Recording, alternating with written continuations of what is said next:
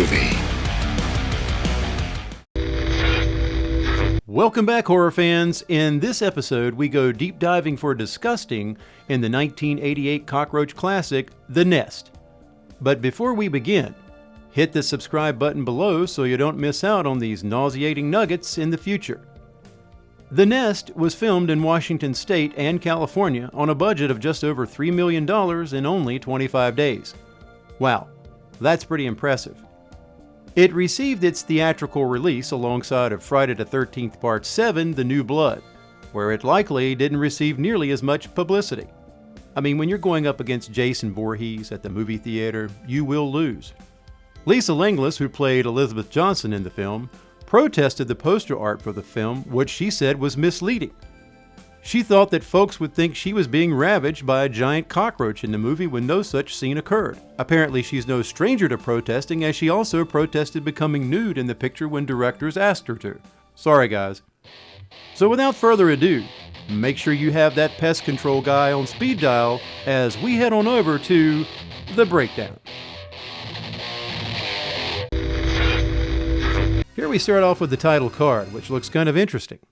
The Nest. The first character, Sheriff Tarbell, played by Franc Luz, is waking up with a cold cup of coffee that was left out the day before. I personally like to start my day off with a fresh cup of coffee. And this is why. Obviously, Tarbell didn't examine that cup close enough. I know about pests, and if you want to stop them, you gotta do one thing. What's that? You gotta... don't leave food out. Good idea. A random townie gives Tarbell an ego booster. You're one mean piece of law enforcement, Sheriff. You bet I am. Do they refuse the right to service roaches here too? Damn, that thing is huge. Tarbell drives out to the airport, where we meet Elizabeth Johnson, who is played by Lisa Langlois. We find Elizabeth and Tarbell were once lovers. The Fish-a-Whack Festival? What the hell kind of festival is that? Tarbell drops off Liz at her dad's house. He looks thrilled to see her. Or maybe he's happy to see her. Mixed emotions here, folks. Back at the lighthouse, I failed to mention this is an island town. We see a crew member of the film clearly in the window. Tarbell heads down to the ocean side and gets a surprise. Damn it, Jake, what if I have my gun out? Polio sneaks up on you, Chief. Polio sneaks up on you? What the hell does that mean? Sheriff tells the old coot he can't park his boat there. He actually stole the damn thing. I want you to take the boat back today. I won't say another word about it, okay? Today. I'll take it back today. We find out why the mayor had mixed emotions earlier. I guess I just don't want to lose you again, all right? Aww. Elizabeth goes on a hike and finds Rin 1010. She continues her journey unfazed by that crazy dog, where she finds a secret area that is poorly fenced off. I mean, if they really wanted to keep folks out of this area, they should have done a better job with this shit. Elizabeth hears a noise and heads back the way she came, where we find the dog was skinned. Something's definitely up. The sheriff appears out of thin air to check it out, where we see the carcass is now covered with chocolate sprinkles. I like chocolate sprinkles, do you guys? Leave your thoughts below. The sheriff then swings back by the mayor's place to let him know he just saw a dog covered in chocolate sprinkles. That night, over at Yeager's junkyard, that old coot is taking care of his rat problem. Take your last poison rat breath. Got him. Old coot gets startled and runs inside to hide. Too late. The next morning, Sheriff Tarbell hits up the local exterminator for his roach problem. Back over at the airport, the mayor welcomes Dr. Hubbard, who is played by the beautiful Terry Treyas. We see the dog again, sans chocolate sprinkles this time, where Dr. Hubbard examines it and takes a rib. Almost a biblical reference here. Breaker 19, that dog is missing the chocolate sprinkles. Over. Back at town, a girl shows the sheriff what happened to some T-bone steaks, picked clean, with chocolate sprinkles. Dr. Hubbard needs bait for a trap. Yep, that'll do. While the doc and mayor chill out with the cat, something starts crawling their way. The cat starts dancing. Dr. Hubbard is getting really into her lab specimen. I so admire these nymph cockroaches, their ability to reproduce without the contribution of their male counterpart. Even the mayor thinks she's fucking nuts. They're biting my hand. Obviously, she has a few screws loose upstairs. Elizabeth starts snooping around her dad's place, where she finds details about her mom's death, which turns out to be a suicide, and important scientific documents printed on a 1980s dot matrix printer. Bet they got that printer from Radio Shack. The documents contain a map to a cave. Elizabeth goes back to the awesomely crafted fence from earlier. Yeah, she didn't waste any time here at all, and finds some grotesque creature that she pokes at with a stick. I wouldn't touch that thing with my bare hands either. Doc runs an experiment that involves capturing one roach with a hamburger patty in an overly elaborate box. They gas the roach with a chemical, where it dies. Retinone in the dosage that I just used is lethal to human beings. Interesting. Liz finds the cave, and an old Monopoly game, oddly enough. I mean, who would be playing Monopoly in a cave like that anyways? Oh, I see. It was the IOU she was after. Those things are like good as gold. Sheriff Tarbell runs into the exterminator, where he shares his love of chocolate sprinkles. The exterminator tries a few. Cockroach droppings. Okay, so they're not chocolate sprinkles. Gross. Dispatch, those weren't chocolate sprinkles after all. Over. You may want to rinse your mouth out, pal. The mayor and Doc listen in on the radio conversation and laughed at themselves. The roaches start entering the cave, and Liz gets smacked in the face by cave testicles. This infuriates the roaches. While back at the mayor's house, the sheriff says that the roach problem on the island has gone out of control and needs to be addressed. Liz explains to her dad how she almost got teabagged in the cave earlier and says something needs to be done. We're from the top of the key. All right. 2 points. Good job. The cook at the local diner climbs into the dumpster, where this happens.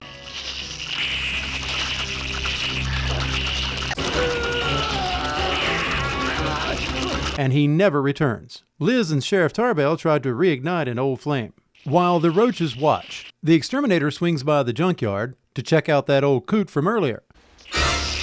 About what you would imagine, honestly. The mayor arranges a call to have the island sprayed for roaches, where he lays down a threat. If you don't take immediate action, my next call will be to the New York Times. Is that clear? The sheriff and Liz's little fleeing gets cut short by the roach infestation he has in his house. What a turnoff. Maybe if he'd used the stuff the exterminator gave him earlier. Who knows? At another random citizen's place, this happens.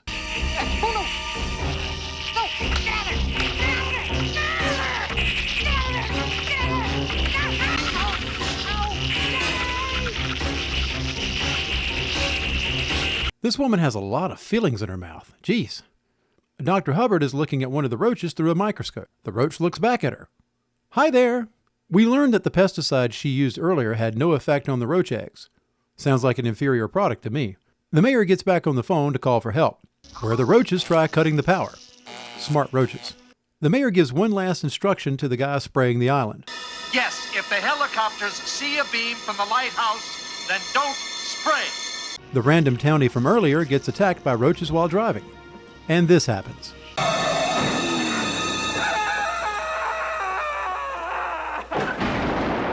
Big surprise there, huh? Back at the diner, the roaches are playing their favorite song.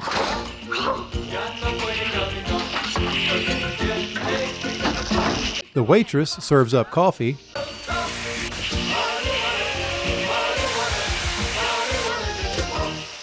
The diner will score low on the next health inspection, no doubt. The exterminator whips up a concoction for the roaches in a hurry.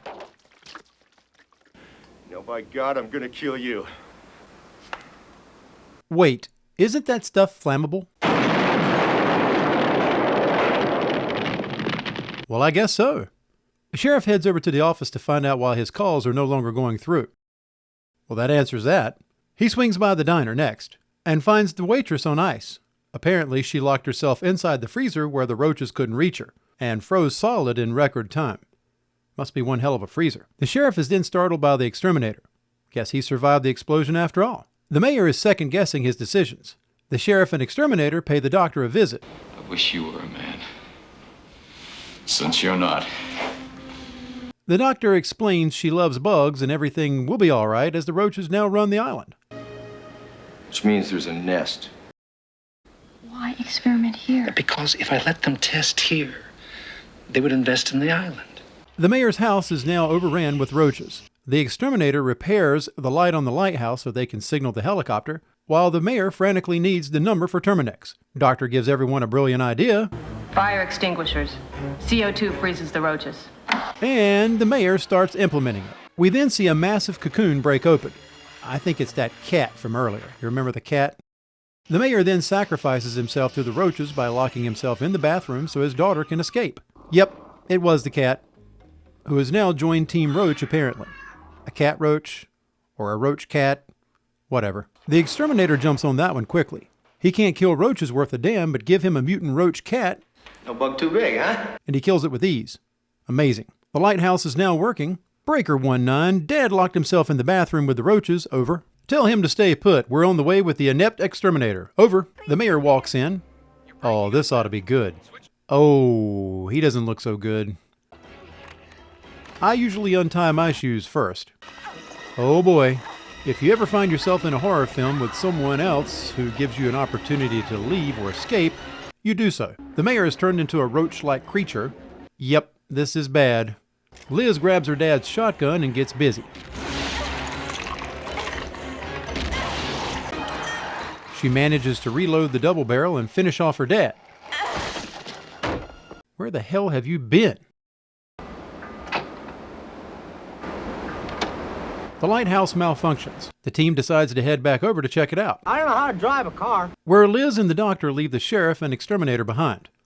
Well, that's just wonderful. Liz just wanted to show the doctor those huge cave testicles she found earlier. They grab some explosives. Wow, those things are huge. Told ya. Sheriff puts a stop to that annoying-ass radio in the car. Liz sets the explosives. The doc examines those cave testicles. Okay, now cough. But is distracted by the hodgepodge monster. Yeah, I have no better name for it, honestly. The hodgepodge monster grabs the doc and rips her arm smooth off. Man, this thing is gnarly. Looks like some Clive Barker shit right there. The sheriff pops in to see what's all the commotion. His timing is horrible. And the doc loses her head. Literally. But Liz takes a stab at it. Also, literally. Where they narrowly escape. Another, literally. The exterminator fixes the faulty lighthouse just in time. And the sheriff hugs it out with Liz. The end. Shit. Maybe not.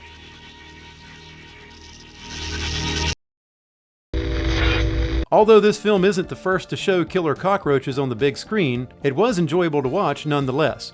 If you've ever seen the 1982 film Creepshow, you'll know exactly what I'm talking about here. The scene where the house and the pickup truck explodes were both stock footage taken from the film Humanoids from the Deep, also produced by Roger Corman. The exterminator, played by Stephen Davies, improvised many of his lines, such as this one. Predators it's got is me, your foot, and some sticky paper. Over 2,000 flying breed cockroaches were used during the filming and were found on the streets locally.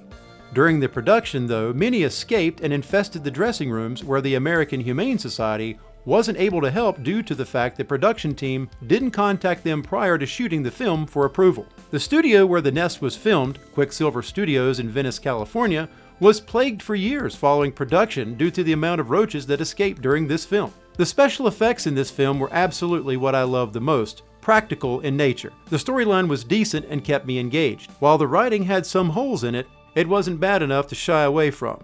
After all, it is an 80s horror film, what more could you expect? It's worth noting, much like my review on the movie Slugs, I did leave out what I felt was useless dialogue and storyline that made it drag in places. Like the character here. She was actually a current love interest in the sheriff. The main reason you see him embrace her here. This was somewhat prominent in the film in a scene where the sheriff's old flame Liz encounters the waitress, and they both exchange words. Not really captivating to the overall story. I'm giving this film 4 out of 5 skulls for creeping me the hell out and making me laugh in the process, which is never a bad thing. Thanks for watching, everyone. Until next time.